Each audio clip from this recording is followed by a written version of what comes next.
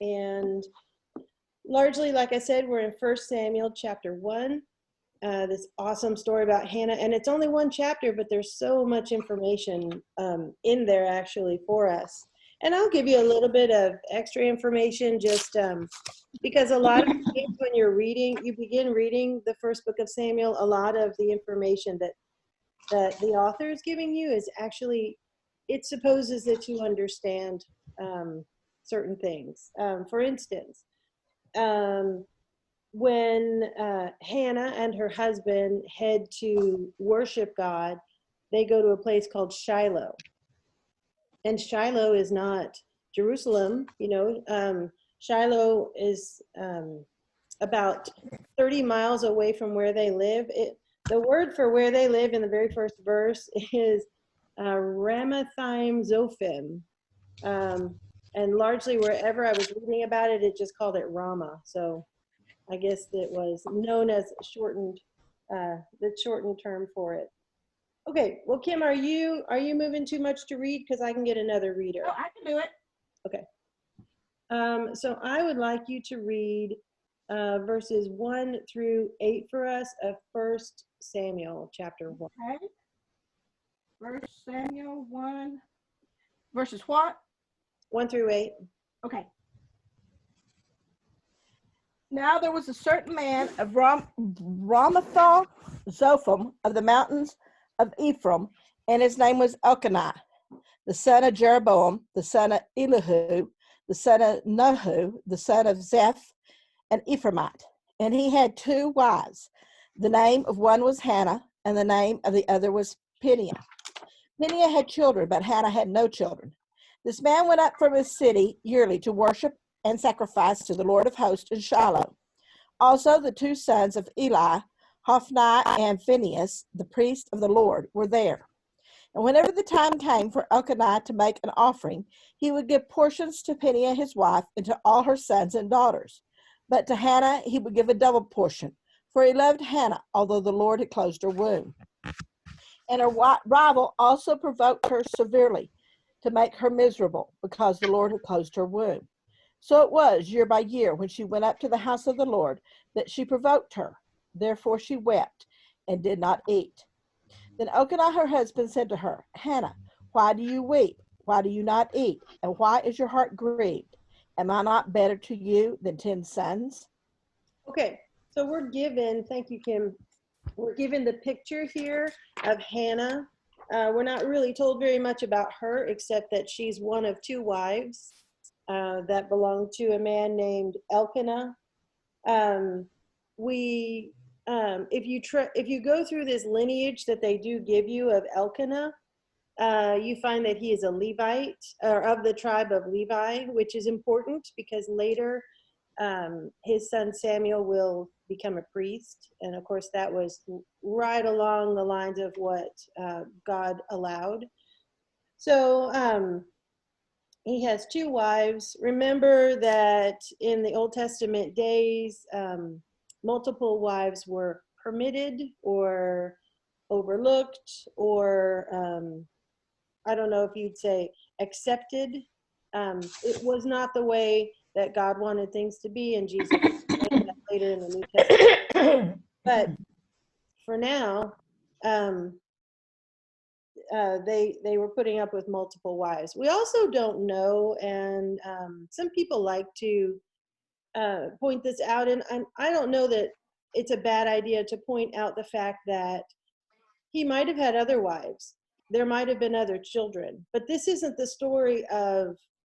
an all-inclusive story. This is a story of specifically Hannah and her plight and her trouble and her sadness. And so we find out that she is one of 2 wives. We don't know if she was the first or the second, if she's the older or the younger wife, but we do find out that the other wife, who lives in the same place as she does and shares all the same things that she does, is nasty.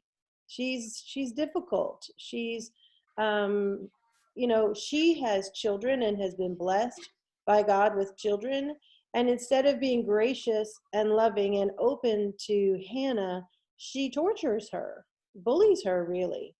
And it's a very, very sad situation. On top of that, we're in an agricultural society. People are deemed worthy by the amount of children they have, the amount of workers they have, laborers. This wasn't the kind of culture where if you were a woman and you were just carried around on a pillow, like they say some women are. you know. Um, yes, everything was provided by the patriarch, her husband, but she was also a worker. We're studying on Thursday nights in Genesis, and we're to the point where Jacob comes to his father's family in Haran, and Rachel walks up and is a shepherdess. So she was the daughter of the patriarch, a princess in some ways, because the patriarch it was as if he was a king or the mayor or the president of all those people. And she was working hard as a shepherdess. So it was very common for the people at that time. Everyone had a job. But Hannah, maybe she can do lots of things. She would have a lot of energy. She got double portions of food, right? So maybe she would have been a hard worker, but she was not able to have children, which is one of her major jobs.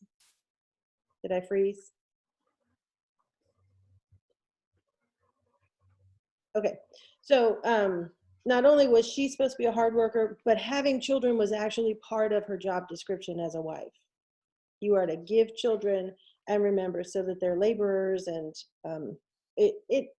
it magnifies and multiplies your family's wealth to have lots and lots of children, which is so funny because nowadays we think of a family with lots and lots of children that you won't have any money, right? You won't have any resources because they take all your money. They were considered workers. This was in the time of the judges. Samuel actually becomes a priest. The son of Hannah actually becomes a priest and a judge among God's people. So this is the time of judges. And if you remember, the time of judges was the time before kings, before the monarchy. It was kind of a mess. When you read the book of Judges, there's a lot of really strange things that happen because people were doing everything that seemed right in their own eyes. In fact, if you'll turn back, hold on a minute, turn back to the book of Judges. I think it's Judges 17, maybe. Judges 17 and verse 6 is a description of that time period. And it says, in those days, there was no king in Israel. Every man did what was right in his own eyes. And so much of what they did, or what they deemed right in their own eyes, was so wrong. It was just madness, what they determined was right in their own eyes. So this is a time, I would characterize it as a bit of a time of chaos, because, there are no rules. They're just ignoring the great law of Moses that they do have, and they have very few leaders. So that's what we're looking at here. And remember, I mentioned Shiloh. Shiloh was not Jerusalem, but Shiloh was the place of worship that had been established when they hit the promised land. So God's people began conquering the promised land, and the Ark of the Covenant and the tabernacle were there in Shiloh. So it was not the ultimate place of worship, but it was, for that time period, it was the place of worship. So that's why Elkanah and his wives would travel there and worship. We know, because they were traveling and worshiping, that Elkanah, and I probably am not pronouncing that correctly, but he had some godly conviction. He was attempting to be a godly person, a godly man. We don't really know much more about him than that, but in verse 3 of 1 Samuel 1, it says, now this man will go up from his city yearly to worship and to sacrifice to the Lord of hosts in Shiloh. That was quite a commitment. It was only about 30 miles, but that would be a full day's trip, which is why when you read a little further in 1 Samuel chapter 1, In verse 7, it happened year after year, as often as she went up to the house of the Lord, she would provoke her, so she wept and would not eat.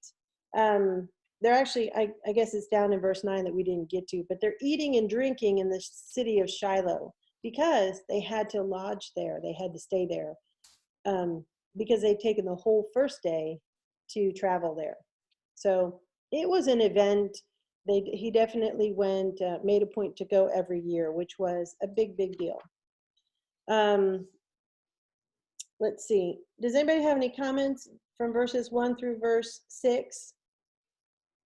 Doesn't this paint just the worst picture ever? I mean, can you imagine just being tortured by this other woman who is clearly being blessed by God? I would like to tell you that, I'd like to point out that Hannah's distress was being caused by God. Yes, I know Peninnah was torturing her. I get it. She was definitely being tortured in that way. But verse 6 said, boy, my internet must be unstable today. It is. I'm very sorry. I took my phone off. We'll see if that makes a difference. But I had just said that Hannah's torture, distress was being caused by God, because it says in verse 6 that he closed her womb. So, you know, this wasn't seen as punishment necessarily, but for some reason God had closed her womb, and because of that she was being tortured. So that can be a difficult pill to swallow, that she is in distress and it's caused by God, because we always think of God as the savior of our distress, and of course he will be, but he's actually the cause of this. So verse 8 lets you know that Elkanah, yes, he's a godly man. Yes, he's trying to provide for his family. Yes, he's trying to give Hannah special attention. He can't relate at all. You know, what is the question? Am I not better to you than 10 sons? I mean, that's an obvious answer, right? No, you're not better. This is honor for me that I don't get because I don't have sons. They're workers that I don't get because I don't have 10 sons. If I were Hannah, I'd say, really, is that the trade-off? I'll take the 10 sons. But he wasn't very understanding for sure. But I'm sure he's in agony too, and probably doesn't understand the dynamics between Hannah and this other wife of his. He probably doesn't see it. It's probably not made clear to him.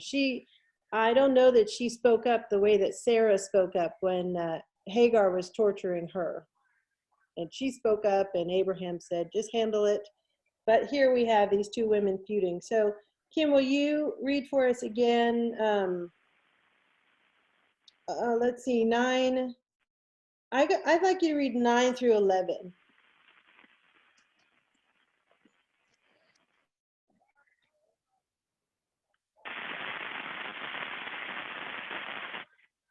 Are you there, Kim? I heard 9. 9 through 11, please. How far do you want me to go? 9 through 11. Right. Okay. So Hannah arose after they had finished eating and drinking in Shiloh. Now Eli the priest was sitting on the seat by the doorpost of the tabernacle of the Lord, and she was in bitterness of soul, and prayed to the Lord and wept in anguish. Then she made a vow and said, O Lord of hosts, if you will indeed look on the affliction of your maidservant, and remember me, and not forget your maidservant, but will give your maidservant a male child, then I will give him to the Lord all the days of his life, and no razor shall come upon his head. Okay. So she's desperate, and this is the place to go if you want to talk to God. Remember, the tabernacle was there at Shiloh, and the tabernacle, the actual word means God dwelling with us. So he was there at Shiloh, and she wanted to talk to God. She's so distressed, and she's just weeping. She's just beyond any shred of calmness. She's just inconsolable, I think you would say. She went, oh, and by the way, So initially, this area of Shiloh was set up, and they put the tent there, and they put the Ark of the Covenant there, and it was where people went to worship. And by this time, it appears that there's a building there. It said that she was sitting on the seat by the doorpost of the temple of the Lord. Remember, this isn't the actual temple, but this was like a substitute temple. Also interesting, I don't know if women were allowed in this building. It doesn't seem like it. There were seats there by the doorpost, which is where she was. So there's a building there at this point, and she talks to God and makes a vow. And, you know, we're not told whether it was okay for her to make this vow or not. You know, a lot of times growing up, and we kind of talked a lot about prayer in this book, but growing up, people will say, don't promise, you know, God, if you'll do this, if you'll just get me out of this, I'll do X, Y, Z. That's exactly what Hannah did. Now, the wonderful part about it is Hannah was a person full of integrity, because as difficult a vow as this was, she kept her vow. Goodness. It is freezing on me like constantly. I'm really sorry, you guys. I don't know why my internet is having such trouble today. Is it keeping up with my words? Sometimes. Really frustrating. I'll tell you what, I wonder if I can leave the meeting and come back in. If you just give me about 2 minutes, I'll do that, okay? Okay. And I'm gonna make, let's see, Nancy, I'm gonna make you the new host just for a minute.